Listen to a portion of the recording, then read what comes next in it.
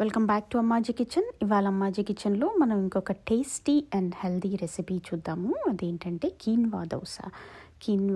దీన్ని కీన్వా అంటారు, కినోవా అంటారు, ఎలా పిలిచినా ఇది చాలా న్యూట్రిషియస్ ఫుడ్ ఐటమ్ అనమాట. దీనిలో చాలా ప్రోటీన్ ఉంటుంది, ఫైబర్ ఉంటుంది. ఇది చాలా మంచిది హెల్త్కి కూడా. సో ఫస్ట్ ఏం చేయాలంటే ఒక కప్పు కీన్వా తీసుకుని ఆ కీన్వాని నానబెట్టాలి. అట్లీస్ట్ దీన్ని ఒక 3-4 అవర్స్ నానబెట్టుకుంటే బాగుంటాయి మన దోశలు.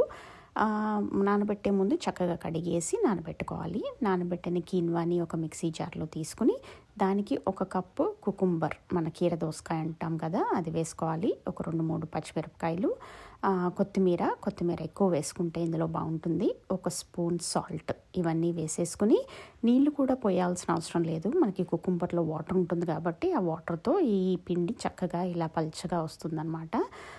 దాన్ని మిక్సీలో వేసేసుకుని మన దోశ పిండిలాగా చేసుకోవాలి. అందులో ఒక స్పూన్ జీలకర్ర వేసుకుని అది కలిపేసుకుని రెడీగా పెట్టుకోవాలి. తర్వాత మన వేడి పెనం మీద దోశ వేసుకోవాలి.